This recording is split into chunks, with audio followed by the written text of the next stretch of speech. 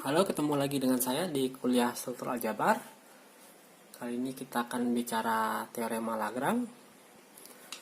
Sebenarnya pada video sebelumnya sudah pernah saya singgung tentang teorema Lagrange, yaitu saat kita membuat grup quotient, bahwa kalau kita tahu grupnya, anggotanya, kardinalitasnya n buah, dan kemudian subgrupnya kardinalitasnya k buah, maka kita bisa tahu jumlah quotientnya adalah n per k. Itu kalau grupnya hingga ya. Oke, ini kita akan bicara bahwa metode itu pada dasarnya benar untuk semua kasus grup hingga ya. Jadi teorema ini ingin mengatakan bahwa kalau kita punya H subgrup dari G dengan order dari K, H itu adalah K dan order dari G adalah N. K dan N itu bilangan bulat, bilangan asli, maka kita dapatkan bahwa K itu membagi N. Atau dengan kata lain, ada bilangan bulat lain, misalkan namanya C, sehingga N sama dengan K kali C.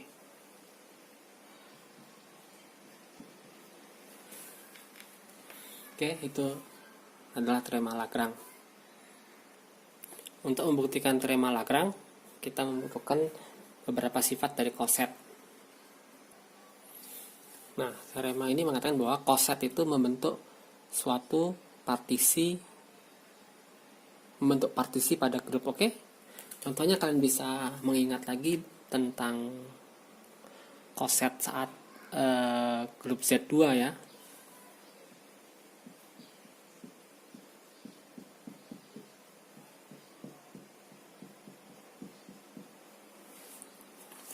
Nah, coset Z2 ini itu anggotanya H dengan 1 plus H. Oke, H itu isinya semua bilangan genap, 1 plus H isinya adalah semua bilangan ganjil. Oke, jadi ini membentuk sebuah partisi ya. Jadi bilangan bulat itu dipartisi jadi dua bagian, setengahnya bilangan ganjil, setengahnya bilangan genap. Oke. Nah, pada umumnya untuk sembarang grup G dan subgrup H, maka coset pada G per H itu membentuk suatu partisi. Oke, mungkin kamu bertanya, partisi itu apa sih? Apa sih ya? Jadi kalau saya punya himpunan P, itu kita katakan dipartisi oleh himpunan P1, P2, dan Pn. Tentunya P1, P2, dan Pn itu adalah subhimpunan dari P.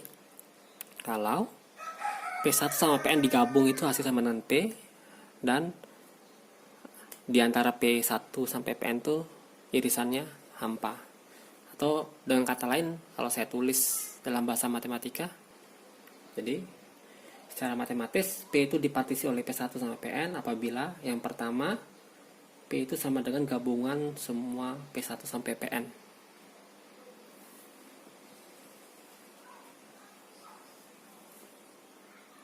Dan yang kedua adalah PI iris PJ itu adalah himpunan kosong untuk I tidak sama dengan J.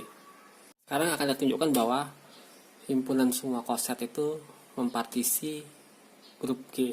Oke? Atau dengan cara matematis, yakni kalau kita punya H subgrup G, maka himpunan semua cosetnya itu mempartisi G.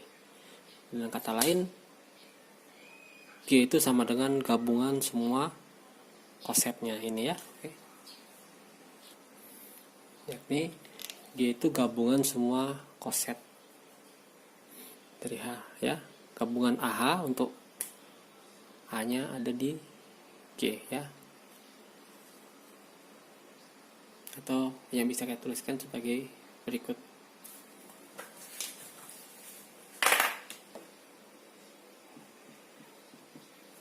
Oke. Dan yang kedua yaitu kalau kita punya dua buah coset AH dan BH, maka irisannya hampa, atau kalau dia tidak hampa irisannya, maka itu adalah dua buah coset yang sama. Oke. Kita bisa cek lagi dari coset pada grup bilangan bulat terhadap subgrupnya H itu 2Z. Kita tahu bahwa cosetnya kan bilangan genap sama bilangan ganjil. Yang bilangan genap itu sebenarnya kan bisa diwakili oleh H, atau 2 tambah H, 4 tambah H. Oke. Itu semua sama persis gitu. Kalau ada satu yang beda, maka akan jadi koset yang berbeda. Oke. Ya, bagian kedua ini sebenarnya persis sama dengan ini ya. Karena tambahan di bawahnya bahwa AH sama dengan BH itu artinya untuk dua koset yang, karena AH ini artinya semua koset ya, kita tidak pedulikan lagi wakilnya gitu ya. Sementara di sini kan sudah jelas PH atau PN beda semua. Sedangkan di sini itu AH itu dengan koset lain belum tentu koset yang berbeda ya, sehingga dikatakan kalau nggak hampa ya persis sama. Jadi untuk bukti yang pertama kita harus buktikan dia saling subset, tapi sudah jelas ya,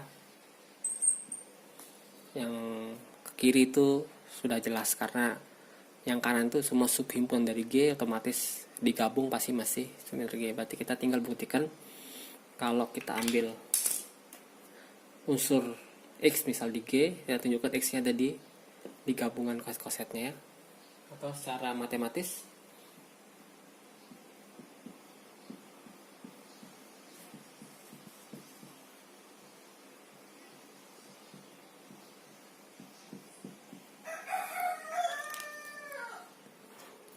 tapi ini sendiri sudah jelas ya. Kalau kita pilih A nya sama dengan X sendiri, maka XH pasti memuat X ya, karena kita ambil unsur di H nya, pilih dia identitas. Oke, kalau bisa cek sendiri di atas coret-coretmu, atau kau bisa cek sendiri di buku ya, tapi makanya kita akan fokus di yang kedua saja. Oke, jadi kalau kita ambil X anggota irisan koset, dua koset itu, oke, kita tunjukkan X itu ada atau X itu tidak ada ya. Dalam artian kalau dia tidak ada artinya hampa, kalau dia ada berarti mau nggak mau harus kita buktikan AH sama dengan BH.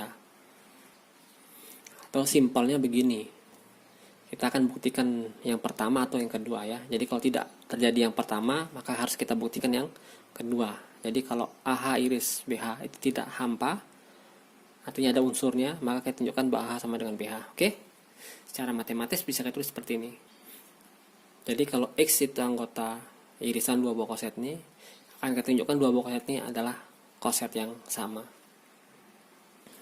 Tapi semudah mudah kita cek dengan definisi irisan bahwa jadi X itu ada di koset satunya atau di koset yang kedua. Oke?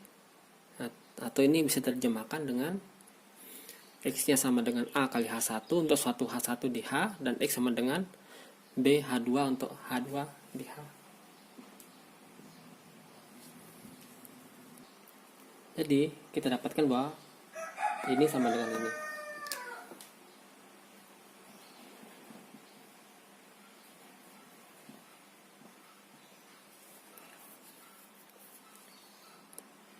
Nah, tinggal kita inversekan H1.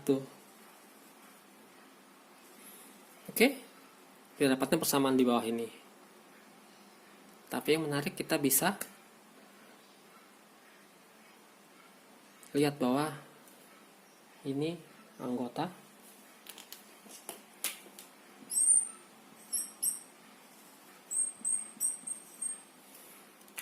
benar ya, karena anggota HB, maka maaf, saya melakukan kesalahan ya, harusnya H1 inverse sebelah kanan. Oke, saya hapus dulu. Jadi kita dapatkan A sama dengan B, H2, H1 inverse. Artinya apa? Artinya A ada di koset yang ini ya.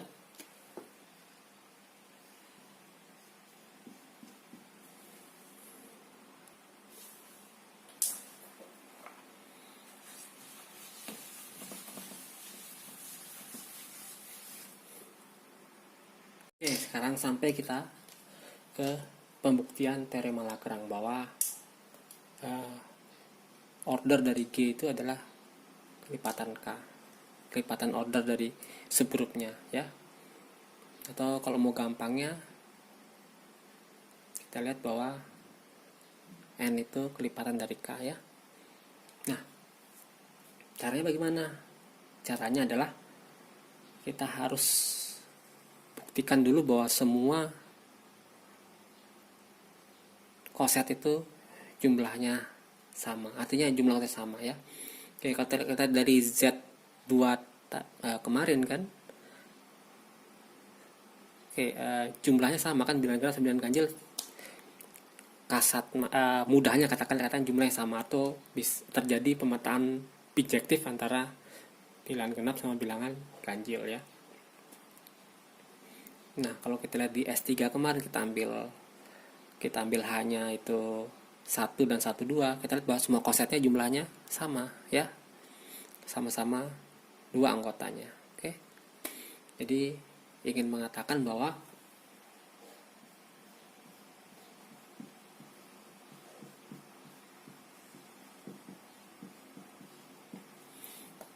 kardinalitas dari subgrup H itu akan sama dengan kardinalitas dari GH.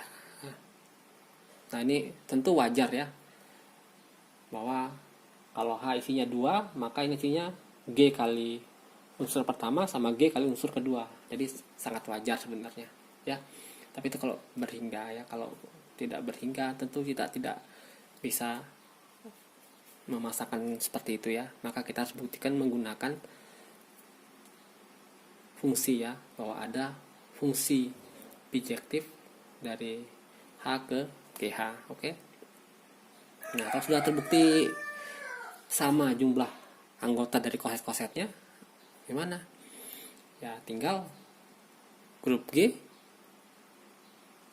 karena dipartisi kan, tadi udah kita buktikan, karena G dipartisi dari N buah, maka jumlah G itu ya jumlah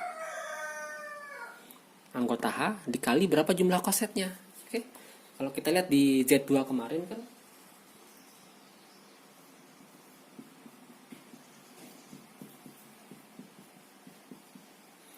koset dari Z2 kan H ada 1 plus H. Jumlah anggota H sama dengan jumlah koset yang ini. Akibatnya, oke, sebelum akibatnya, dan grup G itu sama dengan gabungan ini dan ini ya. Dan ini tidak memiliki unsur yang sama ya, semuanya berbeda atau irisannya kosong ya. Akibatnya jumlah anggota G itu sama dengan jumlah anggota H tambah jumlah anggota 1 plus H. Nah, itu karena ini kalau ini bisa kita buktikan sama semua kosetnya, berarti tinggal dikali 2H. Oke. Nah, kalau kita berhasil buktikan ini, maka kita katakan bahwa jumlah anggota G, kalau G-nya berhingga tentunya, adalah jumlah anggota H dikali jumlah kosetnya ya. Atau dari sini bisa lihat, kalau ini K,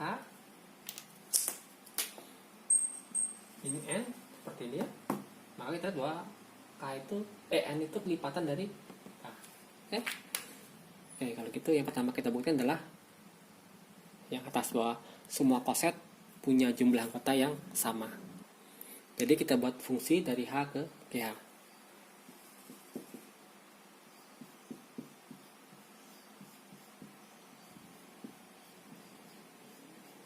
Ya, sederhana aja fungsinya dari H ke GH. Akan kita tunjukkan bahwa fungsi ini bijektif ya. Oke, sebenarnya perlu kita cek apakah F adalah pemetaan atau enggak ya. Tapi yang jelas ini pemetaan karena apa? Karena hanya subgrup ya. Karena G kali H mau pasti 1 ya petanya. Kalau enggak, ya bukan operasi biner lagi kan. Oke, yang pertama kita akan tunjukkan bahwa dia ini injektif ya, atau satu-satu. Jadi kalau kita punya unsur di domain, namakan X dan Y, di mana hasil petanya sama, kita akan tunjukkan X sama dengan Y.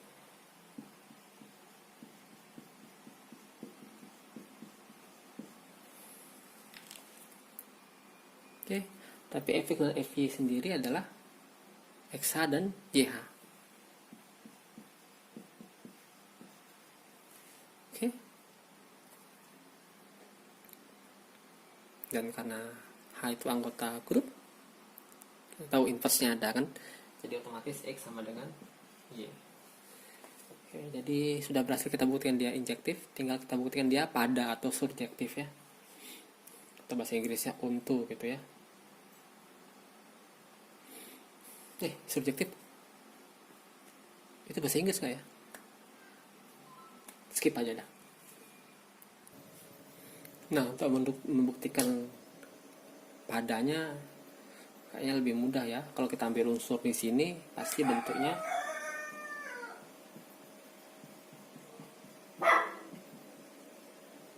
seperti itu, Y sama dengan GH kan. Ya, otomatis kita bisa pilih X-nya berapa. Ya, X-nya kita pilih H. Ya, otomatis Fx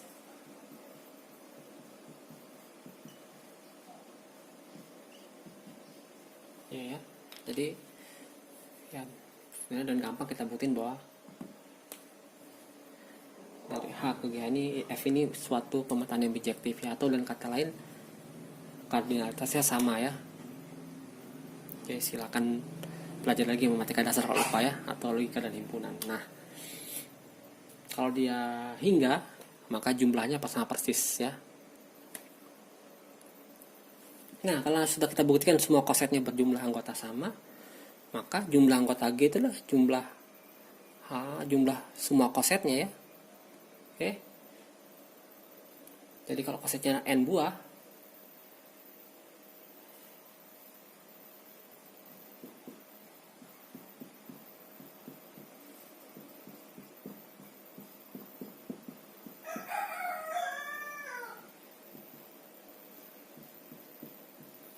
jadi kalau ada kosetnya dan N buah, maka jumlah anggota G itu adalah jumlah koset H tambah koset keduanya sampai koset ke N-nya.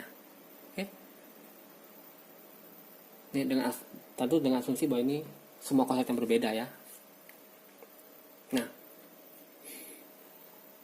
yang kalau tadi kita udah buktikan ini, maka ini sama semua ya.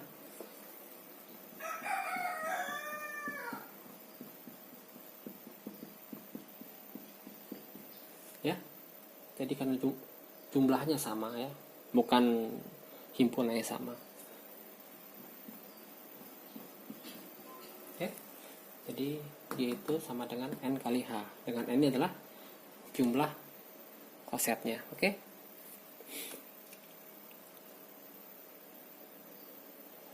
Ya, karena tadi G itu adalah dipartisi oleh semua kosetnya, jadi artinya semua anggota G itu ada di sini ya. Dan dari sini apa? Kita bisa buktikan bahwa kalau ini N hanya K, maka jangan pakai N lagi dah ya. Ini pakai L aja dah ya. Ya, jadi N itu sama dengan L kali K gitu ya. Atau K itu membagi N ya. Nah, jadi teorema Lagrange ini sebenarnya bisa tulis sebagai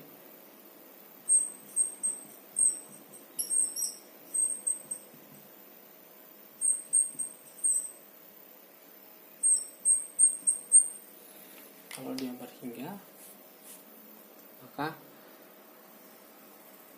kardinalitas G itu sama dengan jumlah koset, ini artinya jumlah koset dikali kardinalitas dari H, atau order G sama dengan jumlah koset dikali order dari H.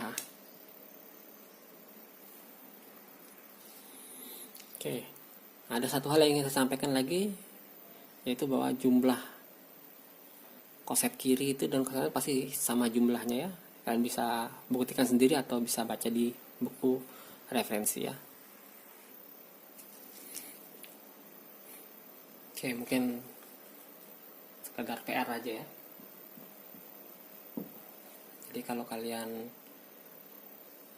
ingat lagi materi di grup hingga tentang order dari elemen dari G ya. Nah, jadi kita bicara order dari subgrup dan order dari grup ya, atau order dari grup aja kan, arti jumlah anggotanya. Nah, ini kita ingat kembali order dari G. Unsur G itu adalah pangkat tertinggi, sehingga G dipangkatkan itu hasilnya sama dengan E ya. Nah, tugas kalian membuktikan bahwa